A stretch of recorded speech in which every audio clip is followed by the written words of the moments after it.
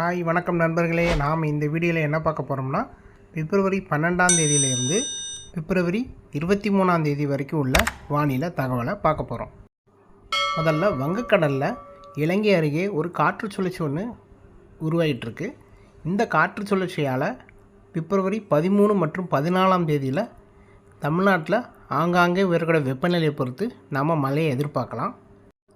முதல்ல பிப்ரவரி 12ஆம் தேதி, அதாவது இன்று என்ன வானிலை இருக்கும்னா, பகல் நேரத்தில் அதிகமான வெப்பநிலை இருக்கும், மேகக்கூட்டங்கள் அதிகமாக இருக்கும், கருமேகங்கள் அதிகமாக இருக்கும்.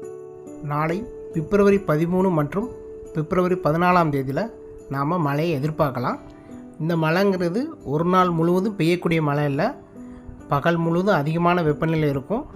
மதியம் 3 மணிக்கு மேலே ஆங்காங்கே வேறக்கூடிய வெப்பநிலையை பொறுத்து மழை பெய்யும். மதியம் ஒரு 11 மணி ஆனவுடனே தமிழ்நாட்டில் எல்லா இடத்துலையும் மேகக்கூட்டங்கள் உருவாக தொடங்கிடும், கருமேகங்கள் உருவாக தொடங்கிடும். ஒரு 3 மணி 4 மணியில் கடலோர மாவட்டத்தில் மழை தொடங்கும். அப்படி படிப்படியாக உள் மாவட்டத்தில், தென் மாவட்டங்கள் மற்றும் மேற்கு தொடர்ச்சி மலையில் நம்ம மழையை எதிர்பார்க்கலாம்.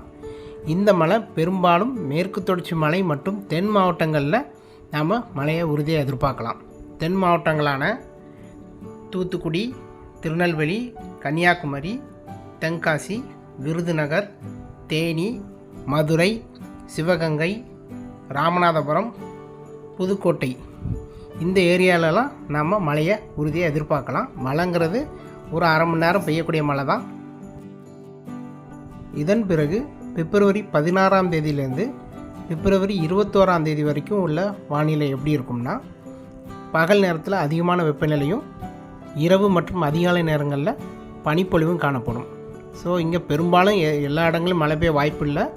ஒரு சில இடங்களில் ஏதாவது இந்த வெப்பநிலையை பொறுத்து மழை பெய்யும். அது எப்போங்கிறது, எந்த ஊருங்கிறத நான் வரக்கூடிய நாட்களில் நான் சொல்கிறேன்.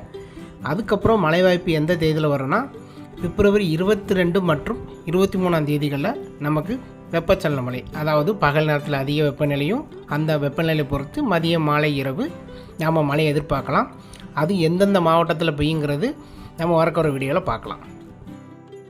வானிலையை பொறுத்த வரைக்கும் ஒவ்வொரு நாளும் பல மாற்றங்கள் காணப்படும். ஸோ தொடர்ந்து இந்த சேனலை சப்ஸ்கிரைப் பண்ணி வச்சுக்கோங்க. அப்படி பெல் ஐக்கான் கிளிக் பண்ணி வச்சுக்கோங்க. அப்போ தான் நான் கொடுக்குற வானிலை தகவல் உங்களுக்கு வந்து சேரும். மீண்டும் அடுத்த வீடியோவில் நம்ம வேற ஒரு நாள் வானிலை பற்றி பார்க்கலாம். நன்றி, வணக்கம்.